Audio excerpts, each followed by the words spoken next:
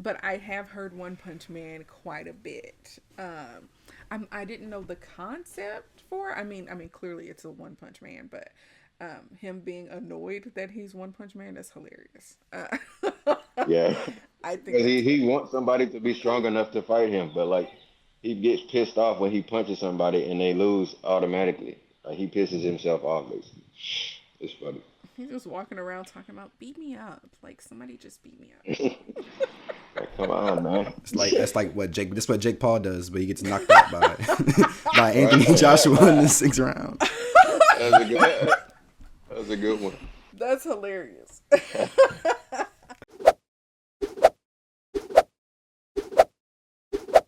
Top five, top five.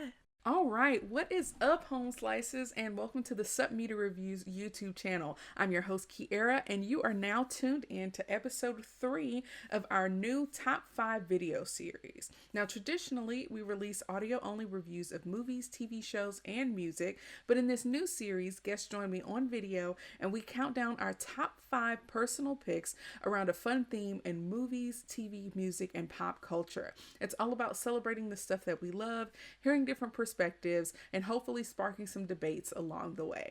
And of course, we want to hear your list too. So make sure you leave some comments below, and don't forget to follow us on all of our social media platforms on Facebook, Instagram, Pinterest, TikTok, and more to make sure that you have the latest updates. Now, in this episode of Top 5, our theme is animated shows. Now, these could be any animated shows, including cartoons for adults or anime. It's all inclusive, so this is going to be a really fun discussion. Now, today, I have 2 special guests joining me, and neither of them have been featured on the Sub Media Reviews platform before, so they're new. I'm really excited to introduce them. First up, we have my brother, James. Say hi, James. Hey, what's up, y'all? I'm good. Glad to be here. Ready to get in this top five. Yeah. And of course, we also have my younger brother, Alexander. Say hello. What's up, y'all? Yeah, I'm ready to get in this top five. See our list. Yeah, my brothers are avid cartoon watchers, and they're each a little younger than me. James is about 5 years younger, Alexander is about 15 years younger. So I think it's going to make for an interesting discussion as our picks will span a few decades. I'm curious to see where our lists will overlap and where they'll diverge. And, now that my brothers are here joining me, there's only one person in my immediate family who hasn't been featured on Sub Media Reviews yet. So I'm going to have to get my younger sister on here soon. Now, before we jump into our list, I want to start with a quick warm up question. Since today's theme is all about cartoon characters, let me ask, what cartoon character's house would you want to live in? Okay, James, you go first. And so it would be Fairy Odd Parents if it came with the Fairy Odd Parents, but mostly because it didn't really seem like it's not really a good thing, but it didn't really seem like his parents like paid that much attention to him, so he really just did whatever he wanted. So that's the reason for answering that my answer. Yeah, it would be nice if they came with the house. Yeah, it That'd would. be that'd be That pretty neat. would make Yeah. it. Alexander, what about you? I would choose Dexter's house from Dexter's Laboratory only because I would love to walk in my room, flip a switch, go in my closet, do whatever, and go down to my secret laboratory where I can build, design anything, watch anything. I assume he has toys, robots, TV screens, all type of game consoles, so I can go down there and that could be my man cave. I would love that. Yeah, That's why I would be that's a that. good one. That's nice. And then, of course, you got the annoying sister that comes to mess it up. So that's fun. I mean, that's what happens in real life too, so it's okay. Exactly. Yep, yep. So for me, I am picking Jimmy Neutron. I liked his main house. He had, his own bedroom and they had a nice 2-story house. But I really liked that he had his own lair in the backyard. I think he would go down like a little slide and he would have his own laboratory and his own setup. And I'm like, that would be cool to have a robot dog and be able to like have my own place to chill and hang out and edit podcast or whatever I'm doing in my secret lair. So that would be fun. Yeah, okay, cool. Well, I'm really excited to get into our top 5 picks, but let's talk about our criteria first. Now, I think it's fun to talk about how we each approached picking our top five because the way we rank things says a lot about our preferences. So I'll go first. For me, I focused on nostalgia, rewatchability, and to some extent, cultural impact. I wanted to select cartoons that I really enjoy and have made a lasting impression on me and the others in my circle. The funny thing is like watching cartoons is only fun if you have other people to share it with who also love it and who get the jokes. And so many of the cartoons on my list have a personal significance for me because of the people that I got to share them with. So, what about you guys? Alexander, tell us about your criteria. My criteria is more the same. Definitely nostalgia and definitely relatability and the cultural impact it had. Because if I'm just watching a show just to watch it and keep my thoughts to myself, I wouldn't watch the show. I like going to talk to people about it, being able to say jokes about it, stuff like that. And also longevity is a tiny criteria, not the main criteria, but that's also one of my big ones, as well as the storytelling of the show and the plot. Okay, good. That sounds like great criteria. James, what about you? Yeah, so my criteria is it's similar to y'all's with nostalgia and longevity, but I like uh, how they animate, like how detailed the animation can get attention to. Okay, great. I love that. Well, all right, let's go ahead and get into our top five picks. So, we're going to reveal our list one spot at a time. So, we'll each share our number five, number four, and so on and so forth until we reach number one. Okay.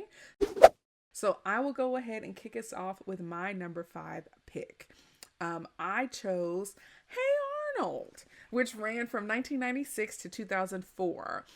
I love this cartoon because it's very different from other cartoons. It was colorful but not flashy, grounded but not boring. There was jazz music, an unorthodox football headed fourth grader who was wise beyond his years, and a cast of children that were real and felt really diverse. Arnold had a cool black best friend, a bully, a secret admirer. He lived with his grandparents, which is a reality that a lot of kids share but rarely see reflected in cartoons. The show also balanced chill, everyday adventures with surprisingly heavy topics like illiteracy or going to therapy or agoraphobia. Arnold is like my kind of kid, and he reminds me of myself. And the vibe of the show is kind of similar to the Peanuts gang. They're calm, thoughtful, it's character driven, it doesn't overwhelm you, it's not overstimulating. We got some iconic moments, they have really good movies, and they also have that weird kid breathing behind Helga, which is hilarious. And I have rewatched the show as an adult and can confirm that it still holds up. I even have a review of it in the first season of the podcast, so make sure you check it out. Okay, have either of you watched Hey Arnold at all? Hey Arnold was a little bit before my time. Yeah, I watched it when I was younger too. I watched it with actually you and Nini, so I know about it, but I didn't watch it too much on my own. But I did like it though. Whenever I did watch it, Yeah, different. yeah, I was a big fan. Okay, Never watched it. yeah. Well, all right. Real retro. I guess it is a little retro now. Yeah, it's about the first season would be 30 years old next year. So, yeah, it's a little bit retro. Oh, that's my Yeah. age. Well, all right, James, tell us about your number five pick. It would be Courage the Cowardly Dog, simply because it was just weird, just a weird show. It made you think. It made you uh, it made you like want to figure out like what's actually happening in this episode. It always kept you on your toes. It was sometimes eerie and scary, and then sometimes it was just interesting. But now that I watch it when I'm older, some of the episodes really not for kids. Like you won't understand it if you're a kid. Like for real, you won't understand it. And then a lot of the stuff it was very dark. Mm-hmm. Like now that I watch it when I'm older, but I did like it because it was weird and interesting. Yeah. I They don't make the enjoyed shows Courage like the that no Cowardly more. Dog. I feel like They really don't. They really don't. they don't. It has like this weird, dark, like sci-fi element too. Like they're in the middle of nowhere and Courage is trying to save Eustace and Muriel, even though Eustace is like the worst person in history. Um, yeah, yeah, exactly. And Alexander, it sounds like you're a fan of Courage as well.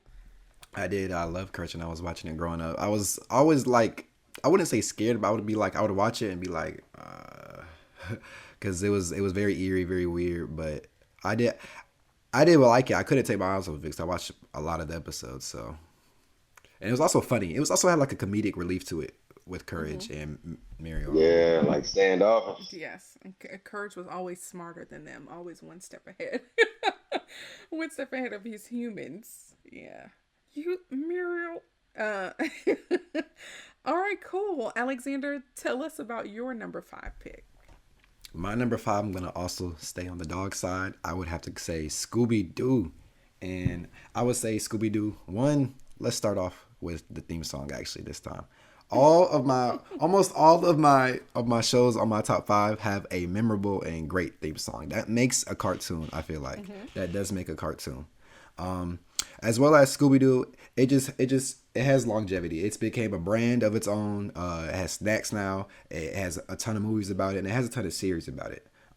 Now my favorite Scooby Doo was Mystery Incorporated. That was on the Cartoon Network channel, and that one had more of a plot to it. Whereas the old Scooby Doo was more just like a monster of the show type one, and they would go solve a case, get a case. But this one had a plot to it where they had to the one of the parrot from the old Mystery Incorporated people. They broke up because of greed and stuff like that, and he was trying to get them to break up too. And they basically had to bind together and defeat this parrot, and it was a long drawn out plot. But that's why it was my favorite because it actually had a plot to it.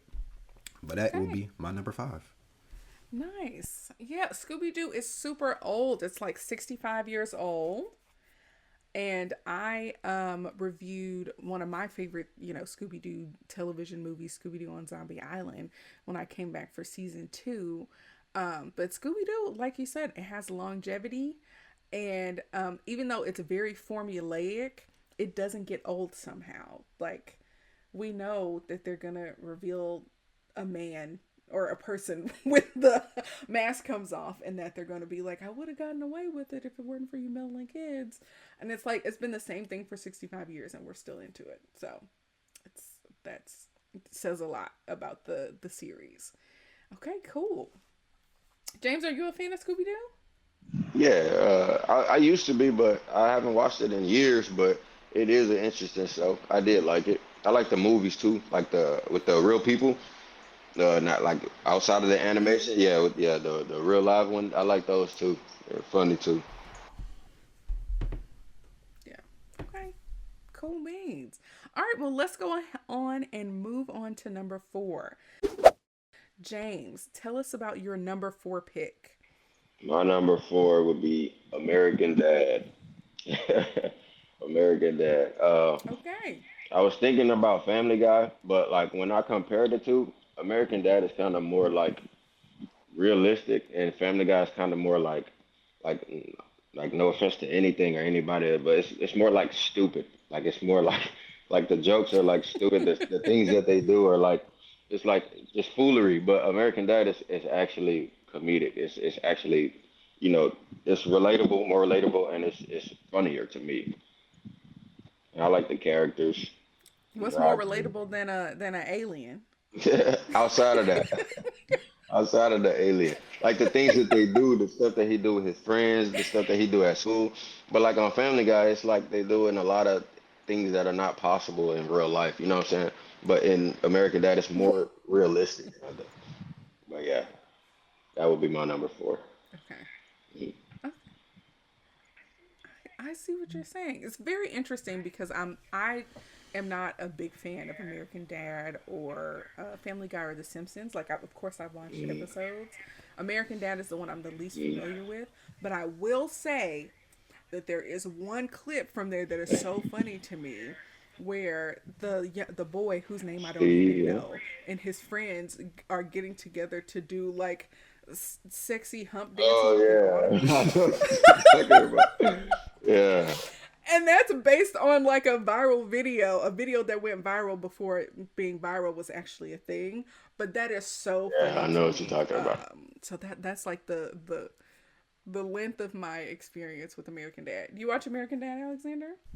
I've never actually sat down to watch American Dad. I've seen it on in the background, never paid attention to it though. Mm-hmm. Okay. Well, it sounds like you got a unique one on your list. Mm-hmm. Okay. I got a couple Cool. of Well, Alexander.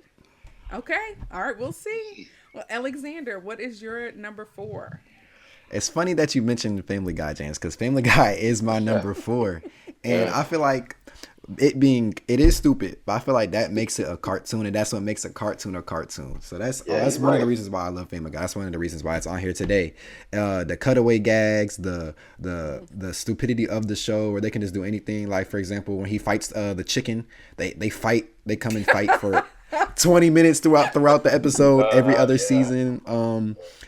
I love how they can relate to like topics now, because like I said, it's been on before I've been alive, so it's been on for that long. Like it's been on so long that I remember I used to walk downstairs, my dad was watching it, and my mom would be down there, I'll watch it. Buzz, he turned this off, he can't watch it, stuff like that. That's how long Family Guy's been. That's how long it's been going. So also, I love the characters in the show and how they all have a certain stereotype or a certain aspect about them that goes on literally since season 1, episode 1. Whether it's Meg being the most hated, Stewie being this baby that's a genius though, Quagmire being Quagmire, unfortunately, stuff like that.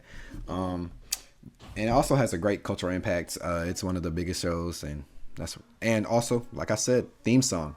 One of the greatest theme songs. I feel like it's one of the most memorable ones. You know it. Everybody knows it. So yeah, my number 4 is Family Guy. That's a good one.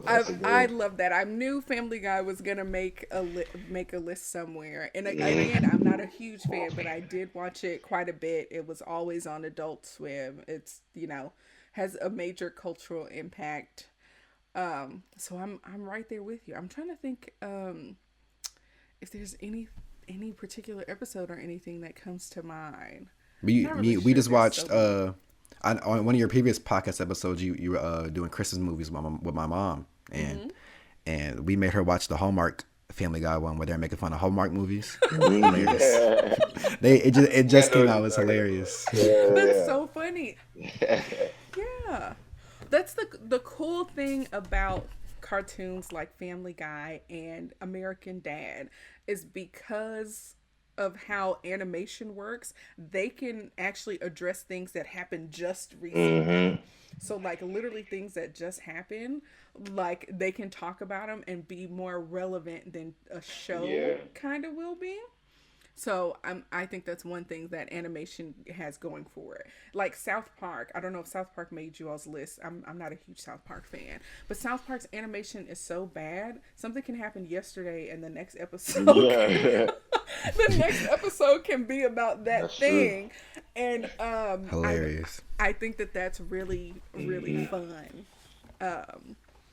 Yeah, I'm glad some adult cartoons made it to the list. Yeah. Okay. Cool. And then also, I feel like Family Guy's one of those shows where you don't need any background story. You just turn it on and you're just laughing, or you're interested, so you know what's going on. Yeah, that's true. That's true. Okay, cool. Well, I love that. Okay, well, my number 4 is The Proud Family. Speaking of theme songs, The Proud Family ran. Yeah, that's one of them that's memorable. Exactly. Now, The Proud Family ran from 2001 to 2005. Now, I primarily grew up watching Nickelodeon, so this is probably the only Disney Channel cartoon that I watched faithfully. It was one of the first cartoons that I saw that celebrated Black family life in a way that felt hilarious and authentic. We have Penny Proud, who's living in a multi-generational household. She's navigating friendships, growing pains, and everyday chaos. The theme song with Solange and Destiny's Child is legendary and is arguably the best theme song ever. And the recurring characters are hilarious. I love Uncle Bobby, who's stuck in the funk era. We have Wizard Kelly and an evil Al Roker, which is freaking hilarious. But what I really think is special about this show is how it also embraced sci-fi and surreal elements, which is something that's really hard to see in Black media. If y'all remember the TV movie that they had with those weird peanut people, they had episodes that Hmm. had alternate universes. Al Roker had magical powers. To me, that's really groundbreaking because people typically separate black media from sci-fi as if we can't live in a sci-fi fantastical world too. But I feel like while the show isn't perfect because there are some moments that like haven't aged well, I do think that its cultural impact is vast and that representation really matters, and that was really important to me as a kid. What do y'all think? Did you all enjoy the Proud Family? I watched it. The one that I liked the most was the peanut one though that you mentioned. That's the one that I liked the most. That's the one that I remember the most. I Oh, was like, yeah. That and the little the bullies, the blue people. I remember them too. So I did like the show. I did like it. oh yes, the Gross Yeah, Sisters. yeah. Yes, I remember that. Uh-huh. Mm-hmm. I I didn't watch the Proud Family, but I have seen episodes. Well, it was my sister, but I don't remember it that much because I didn't watch it, but I remember it being on with y'all watching it. So I liked it though. yes, yeah. Yeah. Damn, look, sticky. Yeah, I liked It it. was a fun show. I enjoyed That was a pretty good it. It show. was a good show. All right, cool. Okay, Alexander, you kick us off with your number 3 pick. My number 3 pick, which some people might think is a little high, is SpongeBob SquarePants. But we'll get into why it's number 3 in a second. But as far as it, we're gonna start off with the theme song. Once again, theme song iconic. Everybody knows the theme song. SpongeBob was once again one of them shows. It's the older. Let's clarify. The older episodes are more of like the ones I'm referring to here, where you can just click on and it's hilarious. Like even Dad would come down and watch some of the SpongeBob episodes with them, and it even got some of them got flagged for being too adultish, I would say, like especially the old episodes, where they would make some adult jokes and stuff like that. But SpongeBob is once again is one of them shows where you can just turn it on, you can watch it without any knowing of the background of the show. It's hilarious too. I feel like it's hilarious. It has so many memes, so many cultures. Me and my friends all the time. We're in the car. We were in the car one time and we were trying to find something, and I'm recording. I go, Patrick the lid, Patrick no the lid, Patrick the lid, Patrick the lid, and we always allude to SpongeBob. Whether one time we were walking back from studying, it was cold, windy, and out of nowhere we just start singing the Krusty Krab pizza song because that's what made me think of the of that episode. The Krusty Krab, just like that. Just like that. So it's so many SpongeBob memes and moments, and as you get older, a lot of people say, I realized why Squidward was miserable. I would be miserable too if I landed between SpongeBob and Patrick. But the reason why it's number 3 on my list is because it's longevity. Longevity can be good and bad. I feel like after Steven passed away, it's been more of like very kiddish, especially the new episodes. It's very not funny. It's more of just like, what am I watching? Yeah. And it's not in a good way. All the spin-offs, all the movies they're making, I don't really like it. It's like they gentrified SpongeBob. His voice is different, Oh, everything. dang. Like Yeah, I don't really like the new that's episodes. true. I don't watch the new episodes. The new movie that just came out, I don't plan on watching it. But yeah, that's why it was number 3, because it's longevity. I feel like it could also be a good thing and a bad thing. Yeah, that makes sense. I think that's a really Yeah, it interesting is. point. Like if something goes on for too long, it can kind of mess things up for you. But this I also think it would be better if it was an adult show and they put it on like Adult Swim or something. Yeah. This I think that's an interesting concept because I haven't watched any of the more recent episodes, so I can't speak to how it evolved since the passing of the creators. But I think it's interesting because the show came out when I was like 9 years old. So I've kind of grown up watching the show and loving SpongeBob and like everything that comes with it. And it seems like they're having to go back to make people who are children now like the show as well. And so it's like, okay, do we continue the show in a way and like make it for adults who grew up watching SpongeBob, or do we like scale it back and make it, kids accessible for children these now? days don't even watch TV. All they do is YouTube. scroll on TikTok, YouTube. iPad kids, so I feel like they could just Yeah. make it for Yeah, adults. it does. It definitely does suck now. Yeah, It I can sucks see now. that. It's kind of foolish now. Very kiddish. Yeah, I haven't watched it, but yeah, I think that's a interesting point. And of course, I knew SpongeBob would make the Yeah. list. So cool beans. Okay, well, I'll go next with my number three, which is The Boondocks, which Oh ran from no. 2005. It ran from 2005 to 2014. Before the show existed, I actually was reading the comic strip in the newspaper. Yes, back when newspapers were like actually a thing. So, when the show got picked up by Adult Swim, I couldn't believe it. And honestly, I still kind of can't.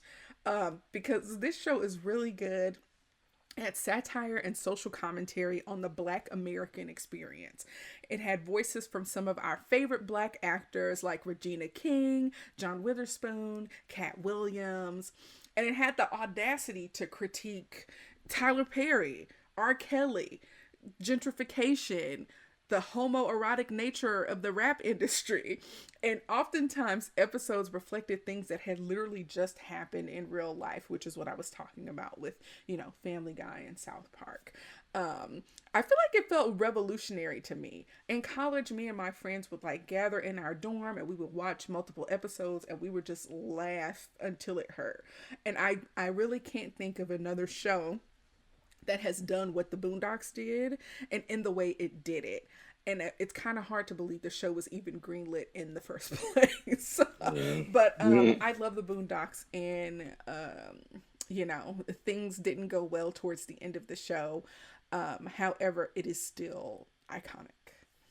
Did either of you watch the Boondocks? I've watched a few episodes. Oh wow. That was actually my number 3. Mhm. So that's why I reacted Okay, we're like on the that. same page. Mhm. I haven't really watched it that much, but I know some of the sound bites, some of the clips from the show. So, but the Boondocks is hilarious from what I have seen. I do actually enjoy watching when people do have it on. Yeah, it is. It is very fun. Well, James, go ahead and talk about it since it's your number three as well. Yeah. I like it because of like you said, what's the word? What's the word? Like how it's relevant. Like how when things happen, Okay. they actually put it into the show. Like the Tyler Perry one that you said. They brought Mm-hmm. Martin Luther King in there, and then like you said, the homoerotic stuff with the rappers is just it's hilarious and it's very like relatable. Very like you could look at you could watch the show and then go into real life and see exactly what he was trying to portray in the show. Like I feel like it was kind of he was kind of trying to show black people how black people are, like how we are. Like he was trying to like put a mirror in front of us and tell us like, yo, this is how we act. This is what we are. This is what we need to change. And I feel like that's what Huey's character was. Huey's character relatable to Huey, and then my brother Javars was relatable to Riley. Like when we was growing up, that's kind of how it was. Like I was Huey and he was Riley. It was yeah. I love the show ever since I was little. I shouldn't have been watching it when I was little, but I definitely was. And I definitely watch it. I watch it to this day too. I watch it to this Yeah. day. I don't really like the newer ones. After the original creator sold it, he sold it basically to some people in Adult Swim. No, he sold it. I don't think he He sold sold. it. Did He he sell sold it it. or did he leave? Yeah, I think that was when I was in high school, or a little bit Oh, after I was in high school. He sold it, and then the season that came out after that, you could tell that it wasn't the original creator. So it kind of like it killed it for me basically. But I still love the show, especially the first 3 seasons. hmm. I think he sold it. Okay. I don't know. I read something that he like wasn't a part of the fourth season because they couldn't work out a production schedule or something like that. I'm not sure if he sold it, but I feel like Huey is a hotep a little bit, Hotel. but yeah, but overall, I really enjoy that show. Alexander, I think now that you're in college, and there might be some cultural references that you don't get because a lot of them were very on the nose. For for that time period. But I think you would enjoy it. You should check it out. It's very Yeah, good. you Probably should. You will. should. So I definitely know a lot of the sound bites. Like, you hating, homie, you feel me? That's why you ain't never gonna have no money, you ain't never gonna have no paper. This is one of my No favorite ones. Yeah, hilarious. Okay. All right, cool. Well, I'm going to start with my number 2 pick. This is one of the most well-written stories in the history of stories. Avatar: The Last Airbender. Now, this show ran from 2005 to 2008 and was basically perfect. It immersed us in the world of water, earth, fire, and airbending while following 12-year-old Aang as he and his friends face a destiny that is shaped by war. We get incredible characters, especially Uncle Iroh, who is one of my favorite fictional people ever. He has this quote that has always really stuck with me. Pride is not the opposite of shame, but its source. True humility is the only antidote to shame. And I'm like, yes, Uncle Iroh, preach. Um, when he sings Leaves from the Vine to commemorate his fallen son on that show, I literally have to hold back tears. Like, that's one of my favorite moments of the show. But what impresses me most about this show is how it handles war. The loss, the displacement, the damage to the environment. Like, so many people lost their lives, their homes, their families, and their humanity. But the children that we follow in this show still manage to make us laugh and make us feel hopeful. We learn so many lessons along the way. And we meet a lot of amazing people, friends and foes alike. It's somehow like heavy and light at the same time, but still really rewatchable. And I feel like that's a hard balance to strike, but Avatar does it well. Okay, Did you I you agree. go ahead? did you watch like the newer episodes and or like the Legend of Korra, anything like that?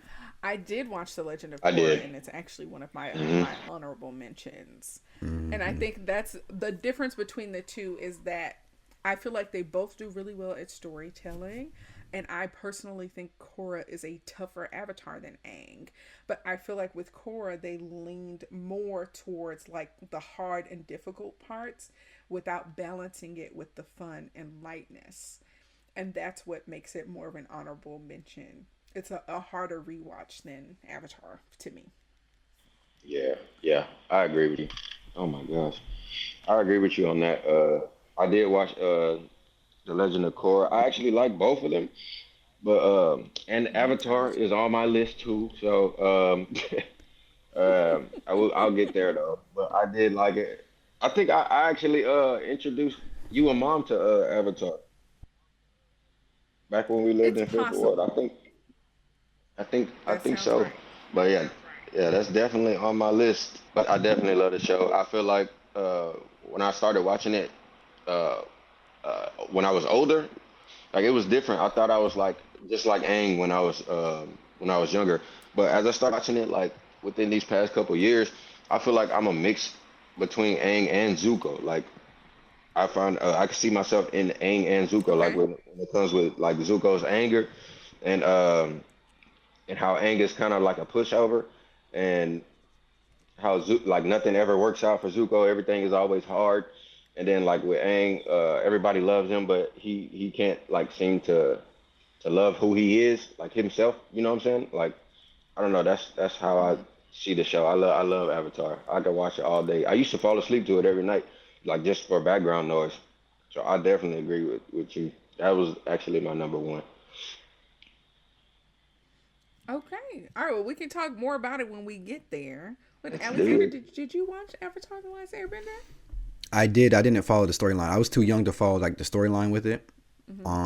But I have seen episodes and like I know what it is and like how it works, but I never went back and rewatched it or followed the episodes. So Well, it's highly rewatchable and for any age. So I would suggest strongly that if you get some time, check it out. It's a very fun I'm a watch. Cartoon Network baby. Y'all are gonna see that in my last two answers. See, Cartoon Network to me was had cartoons that were catered more towards boys. So I didn't really care for a lot of the cartoons on Cartoon Network. And I'll say Powerpuff Girls is probably the only exception, personally. Powerpuff Girls is great. It Yeah, is. it is. Yeah. It is. is okay. All right. Well, James, do you want to go ahead and share your number two with us?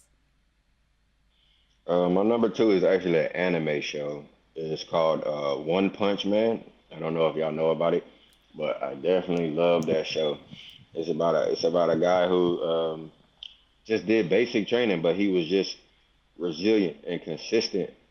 So he just did 100 push-ups, 100 sit-ups, and I forgot how long he ran, but he did it every day, no matter what. He slept with the when it was cold outside. He slept with the heater off. When it was hot outside, he slept with the AC off. And he just did it every day, no matter what, no matter how he felt. And his build, his physique is like similar to mine, skinny guy, but like nobody was stronger than him. He defeats everybody with one punch, and he hates it. Like he wants somebody to be strong enough to fight him, but every time he goes like full out or he gets too mad, he'll hit him one time and he just defeats him. But the animation, like when I was saying my criteria, the animation in the show is so amazing. Like how they do the fight scenes, how they do like the spin moves, the kicks, the punches, everything. And you got to realize like people actually have to draw this stuff out. Like people, they actually have to go in there and animate this stuff, and how detailed it is just amazing. It's amazing to me. But yeah, and he's kind of funny too. He's kind of funny too.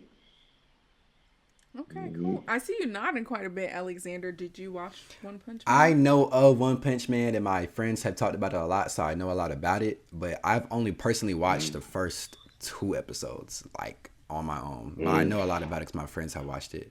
But it is, from what I've seen on the first episode, it is a really cool show, and he does. It's basically him whooping people ass, and it's hilarious. So Mm.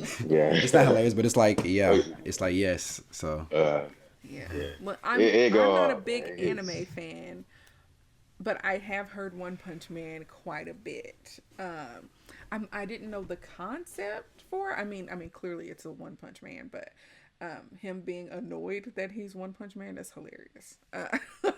Yeah. I think Because that's he funny. wants somebody to be strong enough to fight him, but like he gets pissed off when he punches somebody and they lose automatically. Like he pisses himself off basically. It's funny. He's just walking around talking about beat me up, like somebody just beat me up. Like, come on, man. it's like that's like what Jake. This is what Jake Paul does, but he gets knocked out by by Right? Anthony Joshua in the sixth round. That was a good. That was a good one. That's hilarious. Oh my gosh. Okay. All right, Alexander, share your number two pick with us. My number two pick, my last two picks are very at home to my heart. My number two pick is Total Drama Island from Cartoon Mm. Network. Now, this show is what really stands out to me about the show is the concept of a show. It's like MTV The Challenge, but a Yeah. cartoon. And Okay. it's very comedic and very they can it's a cartoon so they can spin things off like for example I forget who gets I believe it's Owen but he falls into a lake full of sharks and has to swim out. They get bitten by mosquitoes. They have to eat nasty food with toenails and stuff like that, and it adds to the comedic relief of like the challenge MTV show because it's a cartoon, so you can really make them do whatever they want. But also another thing that stands out to me is every character is different and it fits like a stereotype of somebody. So Heather is like the bitchy white girl. You have Izzy who's like the dumb blonde. Owen who's like the fat comedic guy. You have Lashana. She's kind of the black up tempo girl. You have DJ who's more of he's a big black guy but he's very soft and he likes animals. You have Duncan. He's like a rock star guy or the famous guy. Who else do we have on here? It was 26 characters, a lot, but they all fit a 26. stereotype. Yeah. They all fit a stereotype of somebody in like the real world. Like yeah, I forgot who's his name. I think Zeke. No, Zeke wasn't him. Zeke was a boxer. Zeke was funny. He's like an awkward guy. You have another guy who's like an IT guy and he's very awkward. So I just feel like what really stands out to me about the show is not only the plot. Like the plot is like I said, like a challenge base. It's 26 people. They get split into teams. They have this winner who wins $100,000, stuff like that. It's a bunch of teenagers, but it's really the writing of the story and the concept of the story of like the having this. It's very unique to me. And I wish this was they have more seasons after the first season, but the first season is definitely the best. But I also feel like they should have kept this going, but in a more adult way. Like it maybe could have been on MTV or Adult Swim and they could have had they could have more episodes to it. Because like I said, it is like the challenge base. Also, like I said, the theme song, great. I wanna be famous. I love that one. Yeah. Yeah. But it's I have great. never And heard of this Yo, I show. watched it when I was in high you've school. seen me watch it. You've seen me or Rylan or somebody watched it. She probably did. But It's one of my possible. one of my favorite shows of all time. I went and rewatched it during COVID. I think I watched it probably like 4 times. I love this show. So Man. that's my number two. This is really interesting. I've never heard of it. James, have you ever heard or watched the show? Yeah, I completely forgot about it until he just said it. I think the first season came out when I was in like a freshman or a sophomore in high school. But I watched the first season and it was Hmm. like an MTV show. It was kind of like they would even like you know how on MTV like it would be a bunch of people and they be doing stuff and then they go like to a separate screen and it's like an interview like one person talking. Like I think they had a couple Oh, episodes the like that. Yes, confessionals. Uh huh. Like they have confessionals. confessionals. Yes. Yeah, bro. Completely forgot about it until you said it, but it was a pretty good show. It was kind of like a survivor type of thing. Like they were on like an island or something, and And they had even with like the challenges and stuff. Hmm. even with the Yeah, it was. confessional, that's what really like sticks out to me. Like I said about the writing, like even every character had every character were going, and it would be like real life. Like that's what it felt like, as if Yeah. there people were doing this in real life, and they Hmm. actually had these real things. But the confessionals were hilarious. People fought on the show. People had beef on the show. They had love stories on the show. It had everything Yeah. like a real Survivor type MTV show. Yeah. That's a good one. I That's so completely forgot interesting. about I that. have never heard of this show. Never heard of this show. And it's one of those things where it's like, Hmm. totally like out of my generation, I guess. So, Hmm. okay, cool. Well, that's interesting. All right, y'all. Well, now it's time for us to move to our number one picks. James, we're going to start with you. What is your number one top animated show? It would be Avatar: The Last Airbender. That's for sure. It would be Avatar: The Last Airbender. Just because it was so nostalgic. It was so relatable to me, like the characters really. Like I know it's not like real reality, it's not like real life, but what the characters went Mm-hmm. through, what the characters felt, like all of that stuff. Like I even when I was a little kid, like that's just how I felt. I felt like Aang, legit. When I first started watching it, I felt like I was him, and I can still watch it to this day, binge watch it, like all the way through. So like Mm-hmm. and like you said, it's very relatable. Like when it goes to like the war, like how the war's going, you could tell like the different elements are kind of like the different countries in the real life. You know what I'm saying? Like how we go to war with different countries and whatnot. Like the Fire Nation is like kind of like the U.S. Honestly, like the worst ones really. Like when you think about it, like when you think about it. So like I don't know, it's very relatable and I it's can just see the amazing. parallels. Yeah, it's just definitely it's an amazing show. Yeah. Like the way that they put it together, the animation, the characters, all of it, it's just amazing. That's my go-to all day. Hmm. Yeah, I totally agree with you. I love Avatar: The Last Airbender. So, quick question: one of the things that I feel like the Avatar universe doesn't do as well as maybe like the Harry Potter universe is like get people into being wanting to be a part of it. So if I'm watching Harry Potter, I can say, "Oh my gosh, if I was at Hogwarts, I'd be in Gryffindor," right? But they don't, and they have like quizzes you can take to ask like, "What house would I be in? What would my wand look like? All of that, or what would my wand be made of?" But it's like for Avatar, what bending like ability would you have? What nation would you Hmm. be a part of? I feel like that's Yeah, kind of like a missed opportunity. I'd be an So I'm gonna Earthbender. I was yeah, just about to ask that. Like, if you had a bending yeah. ability, what would it be? Why'd you pick Earth, Alexander? I feel like it's I don't know. It like in the show. I remember the anime. I remember the animations with the show. And earthbending was always the coolest to me. Like I can throw rocks, earth at people. You can use that anywhere. Even though I'm in the ocean, there's still Hmm. earth under the ocean. I can still do whatever. Like so, I feel like earthbending is the best. Fire has a strong counter. I feel like, and they all kind of counter each other. Like that's the point of it. But Mm-hmm. that's why I would choose. That's why I would choose earthbending. Okay. Okay, cool. James, what kind of bender would you be?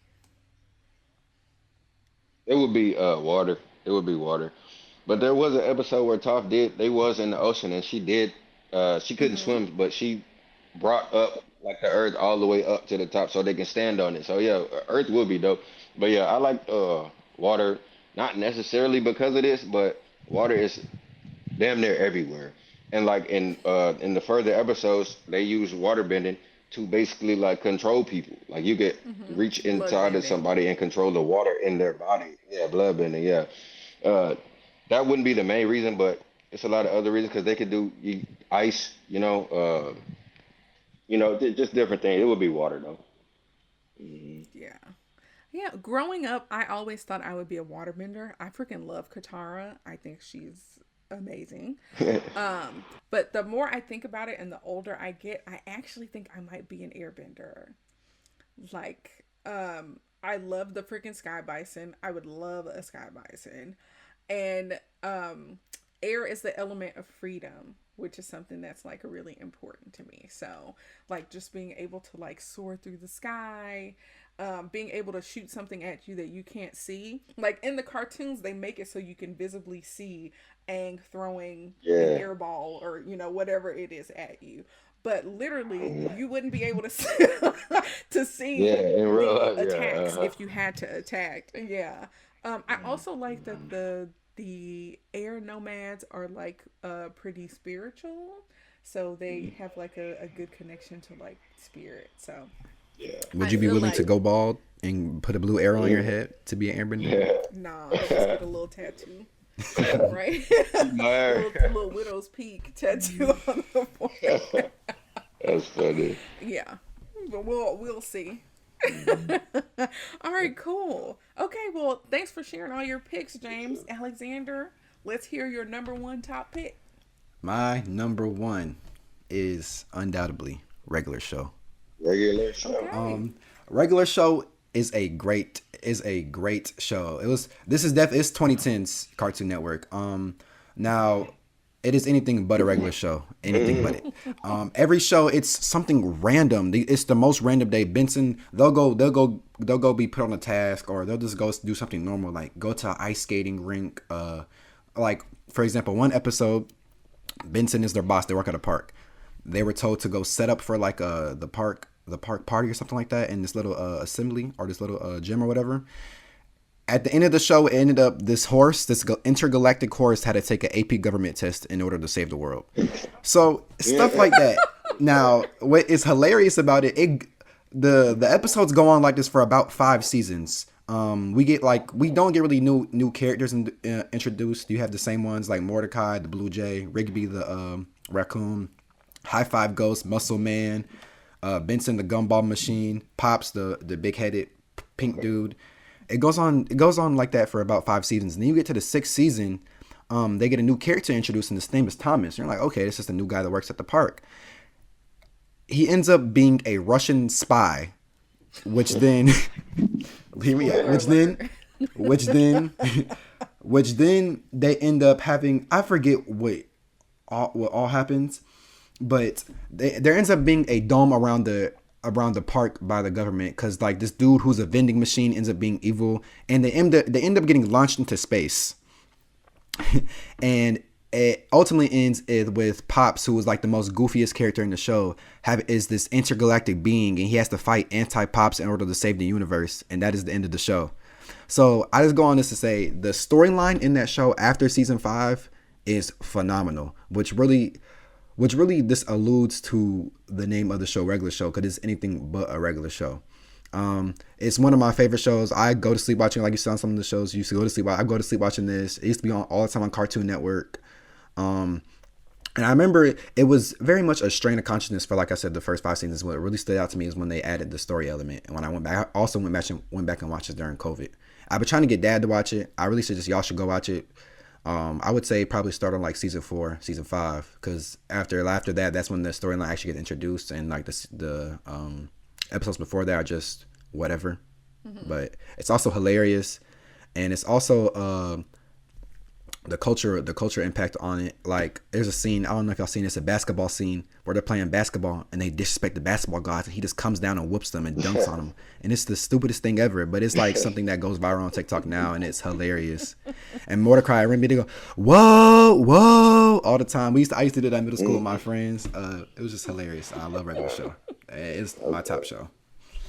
Okay, nice. Look, I almost know nothing Yeah. about Regular Show. Once we get into like the 2010s, I'm like 20 years old and in college, and I'm not really watching cartoons that much. What I will say is that some of my friends in college really did enjoy shows like Regular Show, and there's another one. Adventure What's the Time. other one? Adventure Time. They really liked them, but Adventure Time is great. Adventure Time, okay, yeah. Probably number 6, number 7 on my Yeah, list. I watched that too. Yeah, I didn't watch those at all. Which one is Making Bacon Pancakes? Is that Adventure Time? That's Adventure Time. Making bacon pancakes. Yeah. I'm making bacon and I put it in a pancake. Yeah, bacon pancakes. Yeah. That show is Okay, but yeah, very good. You talking about Adventure Time or Regular Show? Adventure Both. Time is Both. very rare. Yeah, both really, yeah. I don't know anything Like- about the regular show though. Okay.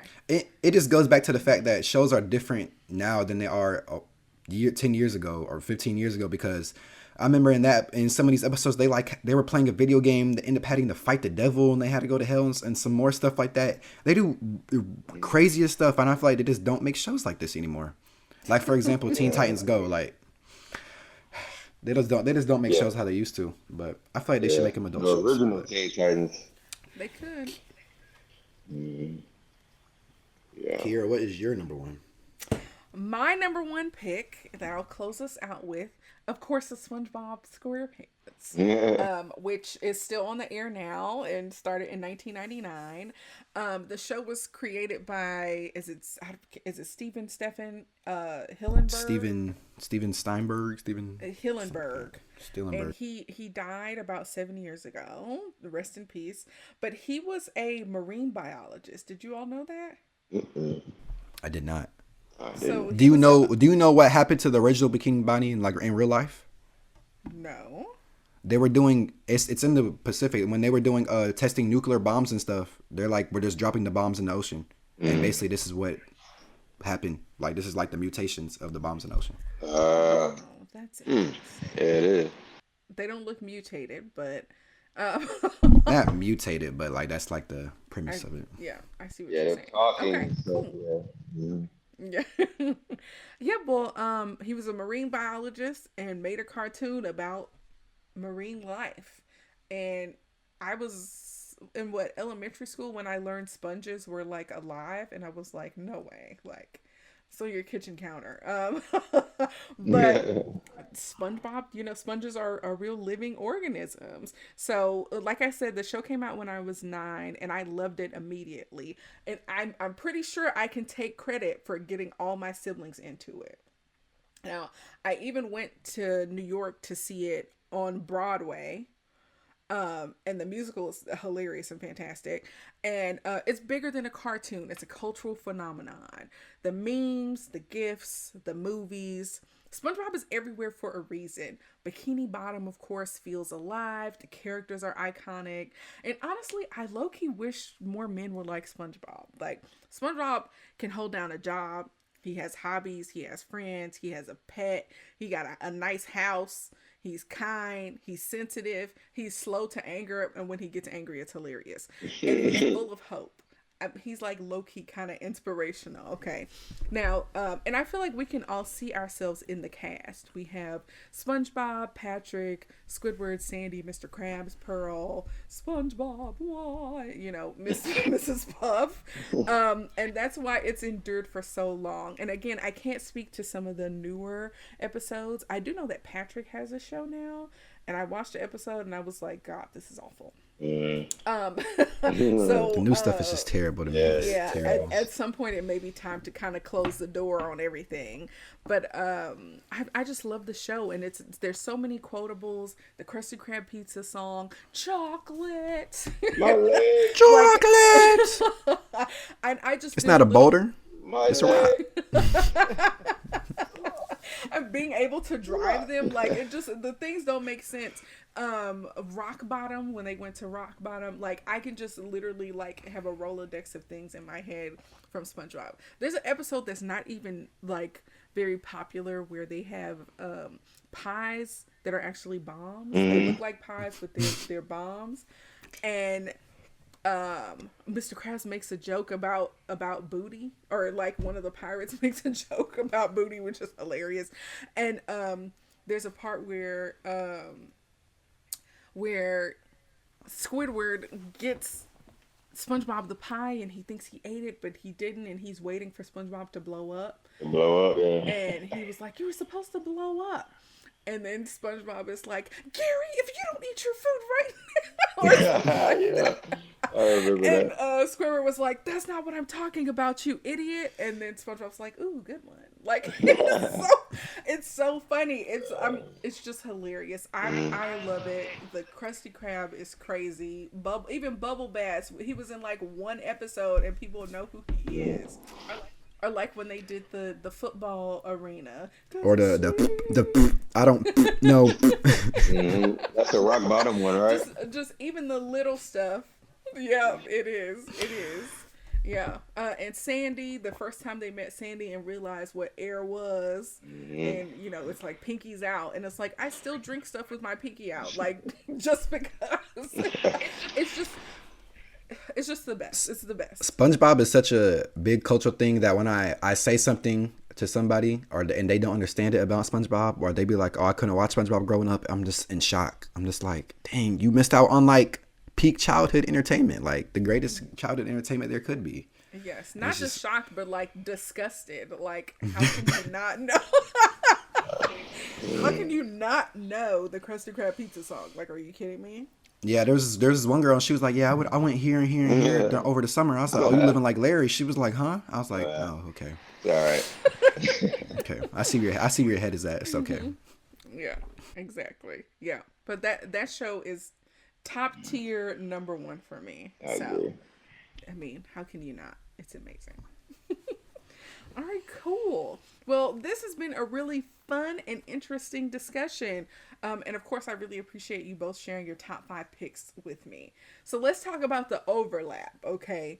So SpongeBob was on multiple lists.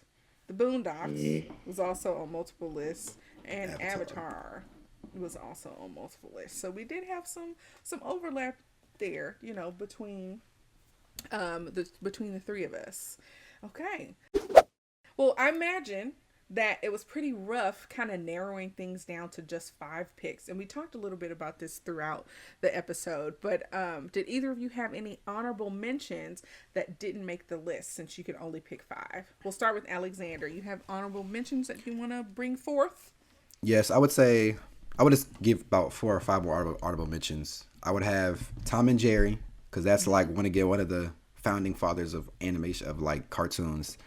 Adventure Time, one of my main Cartoon Network shows growing up. I would turn on Adventure Time would be on. It would either be Adventure Time, Regular Show, or Maze World of Gumball, and I loved all 3 of them. And Courage the Cowardly Dog was my third one. I loved that show growing up. Okay, cool. All right, James, what about you? What are some of your honorable mentions that didn't make the list? I got like 2. Tom and Jerry also, like Xander said, and Code Name Kid Next Door. I don't know if y'all know what that is. I know what that is. That show I almost chose their house to was live in. dope. Yeah. Yeah, that show is dope. That show is It's dope. very interesting. Did neither of you were into Phineas and Ferb? A little I like bit. Phineas and Ferb. I'm just a Cartoon Network baby, like I said. Wait, a little Phineas and bit. Ferb is Disney. That's right. Okay. It's Disney, yeah. Okay, cool. Okay, awesome. Okay, my honorable mentions would be Fairly Odd Parents, which amazing theme song, Jimmy Neutron, which I actually really, really liked, and The Legend of Korra, which to me does not get enough credit, but is a little bit of a harder rewatch because of how intense it is. So that's why it didn't make my list. I also want to do an honorable mention for Powerpuff Girls, which again is one of the only Cartoon Network shows that could really hold my attention. I agree. But yeah, those are mine. Yeah. Okay, cool. Well, this was such a fun list to put together. I want to say a huge thank you to my little brothers, James and Alexander, for joining me today. I had a really good time. Did you all enjoy yourselves? Yes, I Yes, did. thank you for having us. Yeah, thank you. I loved it. Yeah. I did too. For sure, for sure. It's always a good time. Talk about your childhood and nostalgia and whatnot. So I can't wait to have you all back. I will invite you all back for other episodes in the future. But now we want to hear from you, listeners. What are your top 5 animated shows? Drop them in the comments below or hit us up on our other social media pages like Instagram, Pinterest, Facebook, and now TikTok to let us know your top 5. Don't forget to like, comment, and subscribe so you don't miss our next top 5 Do or that. other podcast episodes. Yes, do it Yep. now. Do it now. Do that now. That's my worst Arnold Schwarzenegger impression. Do it now. No. Get to the chopper. It's so bad. Next week, I'm going to be reviewing Last Holiday on the podcast for its 20th anniversary. And in 2 weeks, a different set of special guests will join me to count down our top 5 movie soundtracks. So stay tuned and follow us on social media, again on YouTube, Instagram, Pinterest, Facebook, and TikTok to stay up to date on the latest. Thanks for listening and watching, and we'll see you next time. Peace out.